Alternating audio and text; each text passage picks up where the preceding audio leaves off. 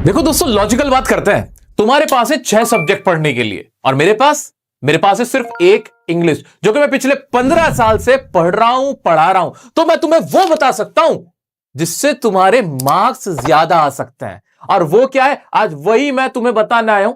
आराम से सुनते चले जाओ। गेम चेंजर स्ट्रैटेजी बताने वाला हूं, जो तुम्हारे इंग्लिश को बिना पढ़े कम समय में ज्यादा नंबर तुम्हें दिलवा सकती है। और यही नहीं, यहां से लेके सीयूईटी की इंग्लिश तक। सीयूईटी तो तुम सबको ही देना चाहिए भाई, और जो दे रहे हैं उनको भी कैसे इस इंग्लिश की प्रिपरेशन से फायदा होगा वो सुनते चले जाओ। क्या 5 टीआरपी देख के कुछ याद आ रहा है?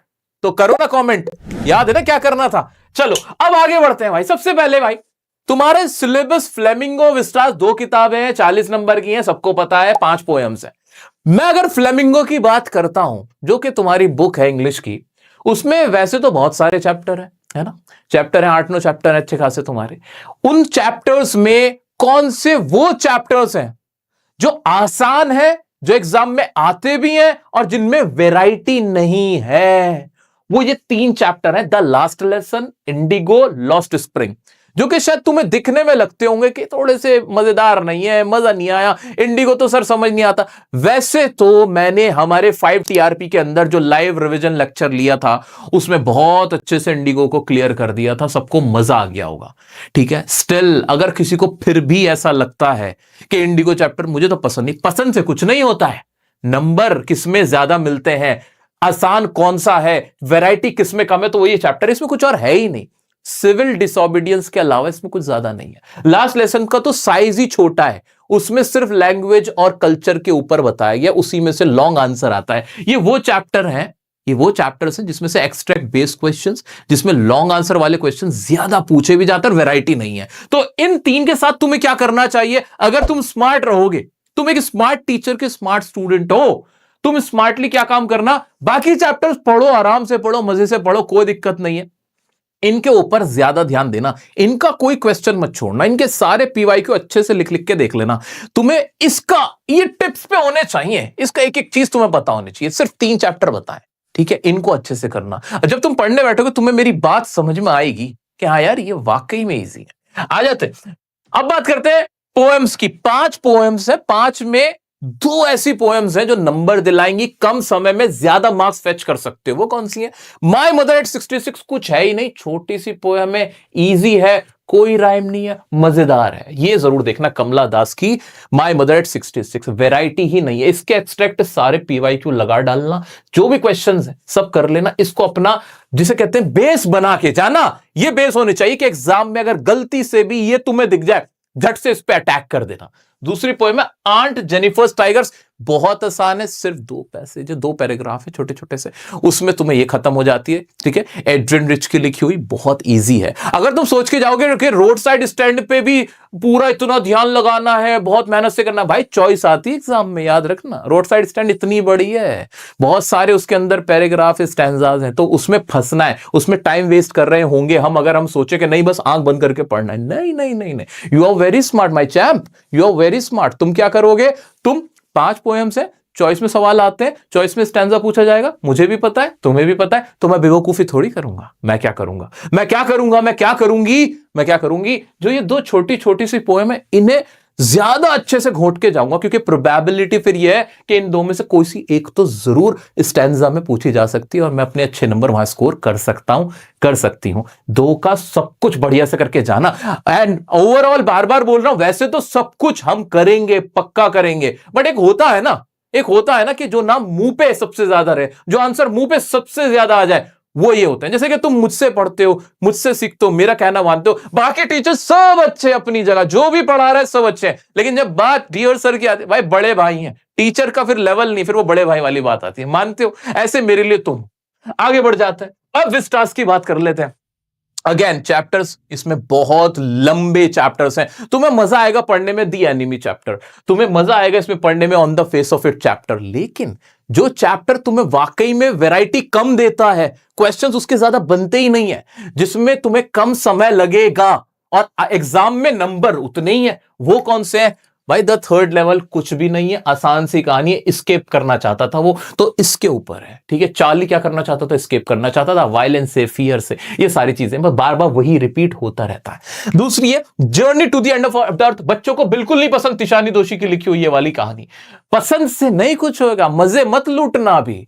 लिस्ट में क्या है? सिर्फ और सिर्फ ग्लोबल वार्मिंग के ऊपर पूरी कहानी है, छोटा सा चैप्टर है, ज्यादा वैरायटी नहीं है, नंबर पूरे देखे जाएगा, इसके ऊपर ज्यादा दिमाग लगाना। वहीं अगर मैं बात करूं द एनिमी की, भाई इतने तो पेजेस है उसके अंदर पढ़ने में कि पढ़ते पढ़ते शाम हो जाती है, बीच में से कहीं से कोई गलती से क्वेश्चन आ गया, वहां तुम मिस कर सकते हो। तो तुम्हें क्या करना है? स्मार्टली स्ट्रैटेजी बनानी है। एग्जामिनर को नहीं पता कि तुम क्या पढ़ के आए हो, एग्जामिनर को नहीं पता तुमने कितना समय किस चैप्टर को दिया है, पेपर चेकर नहीं जानते ये बात, ये तो सिर्फ तुम्हारे मेरे बीच की बात है। जब मुझे मालूम है कि चॉइस में क्वेश्चंस पूछे जाते हैं, जब मुझे मालूम है कि ये चैप्टर ज्यादा इजी है लेकिन मार्क्स पूरे इतने ही आएंगे इसके भी, मार्क्स में अब ये बताओ कोई बड़ा चैप्टर है तो क्या उसमें से 10 नंबर का सवाल आएगा? 10 का तो कोई सा भी नहीं आता, सारे ही 6 नंबर के होते हैं।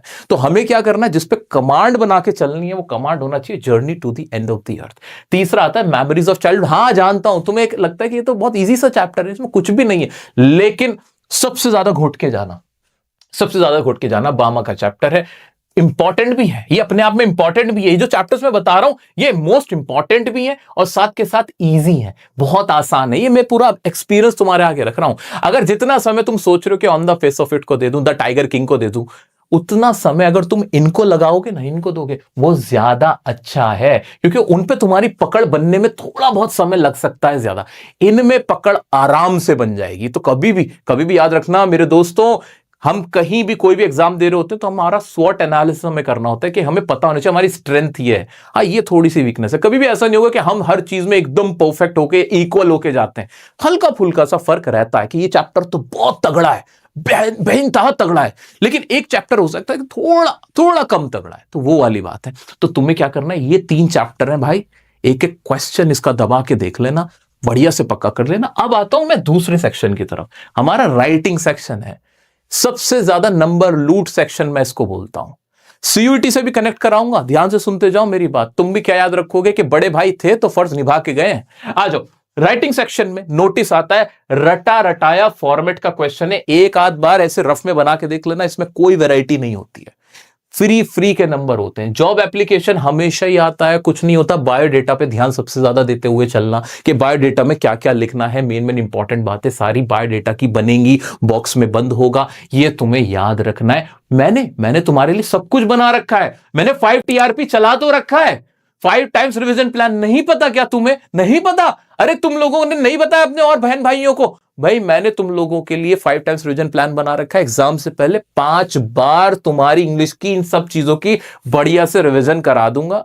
अगर तुम्हें नहीं पता, अभी पता चल रहा है, तो चैनल पे जाके प्लेलिस्ट में जाके चेक कर लेना, प्लेलिस्ट बनी हुई है 5 टीआरपी क्लास 12, गारंटी आती है फिर तो कि 80 में से 80 नंबर लेकर आएंगे। हौसला है, उम्मीद है, कोशिश है। और इंग्लिश में फेल तो भूल जाओ, तो वो अब उसके लाइव लेक्चर्स भी चल रहे हैं, अगर तुमने लाइव लेक्चर्स अटेंड नहीं किए तो मस्ट है तुम्हारे लिए अटेंड करना, वहीं पर मिल जाएंगे तुम्हें, कहीं गए नहीं है वो लाइव लेक्चर्स, लाइव के टैब में दिखेंगे, वहां जाके देख के 5 बार अपनी बढ़िया से रिवीजन करते जाना, ठीक है? टेंशन मत लो। आगे बढ़ते हैं, जो इन्विटेशन एंड रिप्लाई, अगर एग्जाम में इन्विटेशन रिप्लाई का क्वेश्चन ऑफ कोर्स आएगा ही आएगा, उसमें अगर इन्विटेशन का चॉइस में मिले ना तो इन्विटेशन ज्यादा आसान रहता है, वो हमारे टिप्स पे रहता है, बचपन से हम शादी के कार्ड देखते हुए आए होते हैं। तो इनविटेशन वाला जो क्वेश्चन है उसे अटेम्प्ट करना, रिप्लाई से थोड़ा बचना, ये मेरा तुम्हें रिकमेंडेशन है, सजेशन है। किसका सजेशन है? कौन हूं मैं?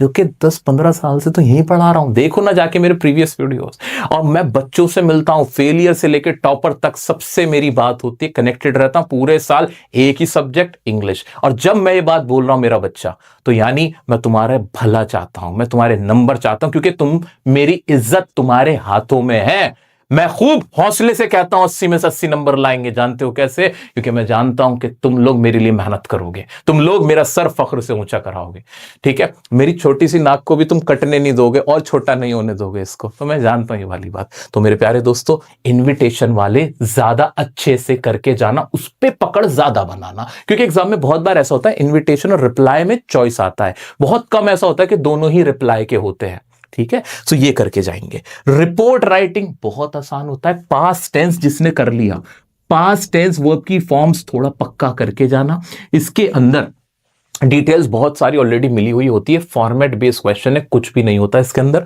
घबराने का नहीं है। पास्ट टेंस में बनाते हुए चले जाना। पैसिव वॉइस का मेरा कोई वीडियो देखना। पैसिव वॉइस इसमें सबसे इंपॉर्टेंट होती है कि उन्हें बुलाया गया, ही वॉज इन्वाइटेड ऐसे होता है, एन इवेंट वॉज ऑर्गेनाइज्ड ऐसे होता है। तो पैसिव वॉइस कैसे यूज की जाती है एक बार समझ में आ जाएगी ना तो इजीली कर पाओगे। तो ये जरूर करके जाना। मैं सब कुछ पोस्टमार्टम एनालिसिस करके दिखा रहा हूं तुम्हें, और ये सारा रस है। कोई टीचर, कोई प्रोफेसर अगर इस बात से एग्री ना हो तो कहना, सब बोलेंगे हाँ ये बातें नहीं है, ये एक एक गोल्ड है तुम लोगों के लिए। कम समय में ज्यादा मार्क्स कैसे स्कोर किए जाते हैं उसकी ये स्ट्रैटेजी चल रही है। आगे बढ़ते हैं, अब यहां थोड़ी रुकेंगे हम। अब बात करते हैं अनसीन पैसेज, जिससे तुम्हें बहुत घबराहट होती है। कोई घबराने की जरूरत नहीं है। अनसीन पैसेज ही तुम्हें सीयूईटी की भी तैयारी कराएगा। अनसीन पैसेज को मैं कनेक्ट करता हूं सीयूईटी के तुम्हारे एंट्रेंस एग्जाम से, साथ ही जितने भी तुम कंपैटिटिव एग्जाम देना चाहते हो आफ्टर 12th, चाहे B it SSC, B it banking, B it DSSB, सब कुछ ये अनसीन पैसेज से ही कनेक्टेड है। कैसे है वो जरा ध्यान से सुनो दोस्तों। अनसीन पैसेज करने के लिए अलग से तुम्हें प्रैक्टिस करने की, टाइम निकालने की कोई जरूरत है ही नहीं, क्योंकि इसमें सारा खेल होता है तुम्हारी वोकैब का। अगर तुम्हें वोकैबुलरी अच्छे से आती है तो तुम आंसर भी अच्छे से लिख पाओगे, 2-3 लाइन का अपना बना भी पाओगे, अनसीन पैसेज को समझ भी पाओगे। क्योंकि जो अनसीन पैसेज आएगा वो किसी बुक से नहीं आता, किसी सैंपल पेपर से नहीं आता, किसी और किताब से नहीं आता। नोबडी नोज कहां से आ जाएगा। सो आपको करना क्या चाहिए इसकी तैयारी के लिए? आप तैयारी करोगे सीयूईटी की। सीयूईटी की कैसे करोगे सर? क्योंकि इसमें भी वोकैब पे ध्यान देने की जरूरत है, और सीयूईटी में भी वोकैबुलरी ही तो पूछी जाती है। उसमें भी सेम अनसीन पैसेज वाले क्वेश्चंस आते हैं जो कि भर भर के पूछे जाते हैं। So if you are preparing for unseen passages and for that if you are learning vocabulary, if you are practicing vocabs, then it means you are also preparing for your CUET exams, your entrance exam। अब CUET का connection in entrance exam और इन competitive exam से कैसे हो गया? वो ऐसे हो गया क्योंकि जो तुम्हारा CUET का सिलेबस है ना और SSC का जो सिलेबस है वो ऑलमोस्ट सेम है, ऑलमोस्ट सेम है। तो सेम सिलेबस तुम्हें प्रिपेयर करना है। तो कहीं ना कहीं अगर तुम इंग्लिश पढ़ रहे हो, क्लास 12th की मुझसे इंग्लिश पढ़ रहे हो, तो तुम सिर्फ क्लास 12th की नहीं पढ़ रहे हो मुझसे, मैं तुम्हें प्रिपेयर कर रहा हूं तुम्हारे कॉम्पिटिटिव, जिसे कंपैटिटिव बोलते हैं, कंपटीशन वाले जो एग्जाम है उनके लिए मैं प्रिपेयर कर रहा हूं। सीयूईटी तो तुम्हारा हाथों हाथ हो ही रहा है, ठीक है? तो बिल्कुल टेंशन मत लो। और जिसको पूछना है कि सर सीयूईटी का भी बैच चलेगा, बिल्कुल हर साल चलता है। तुम्हारे बोर्ड एग्जाम के बाद तुम्हारा भाई यहीं खड़े होकर पूरा बैच लाएगा, फ्री ऑफ कॉस्ट होगा ऑफ कोर्स यूट्यूब पे। जहां डियर सर है वहां पैसा तो नहीं है भाई, वहां प्यार है, वहां मोहब्बत है, वहां इज्जत है, सम्मान है, ठीक है? तो वहां रिश्ता है। तो इस रिश्ते की जो मजबूती है उसे और मजबूत करते हुए हम सीयूईटी की भी तैयारी करेंगे। Don't worry about it my dear friends and sisters. अब सुन लो, वोकैबुलरी को अच्छे से प्रिपेयर करो। वोकैब कैसे प्रिपेयर करें? ये रहा 5 घंटे का लाइव तुम्हारे भाई ने लिया था। मोर देन 1000+ वोकैब्स मैंने इसमें याद करवा दी हैं। 5 घंटे को अगर 2x पे देखोगे 2-2.5 घंटे में हो जाएगा। लेकिन पूरा देख लेना, वोकैब पूरा बैंक तैयार हुआ होगा तो अनसीन पैसेज बेटर वे में कर पाओगे। दूसरा, राइटिंग टेक्निक आनी चाहिए, क्योंकि कोई अनसीन पैसेज के भी ना तुम्हें आंसर कम से कम यार 2 से 3 लाइन में तो लिखने पड़ ही जाते हैं। ना में भी अपना खुद का आंसर बनाना पड़ जाता है। तो इसके लिए कुछ राइटिंग टेक्निक होती है। मैंने ये टॉनिक सीरीज में सिखाया हुआ है, वैसे तो वोकैब वाले में भी सिखाया हुआ है, साथ में टॉनिक सीरीज में भी मैंने आंसर राइटिंग टेक्निक सिखाई हुई है। ये टॉनिक सीरीज है, ये वीडियोस तुम्हारी बहुत हेल्प करेंगे। छोटे छोटे वीडियोस हैं, 2x पे चला के देखो यार तो तुम्हें पता चल जाएगा। तो आंसर लिखा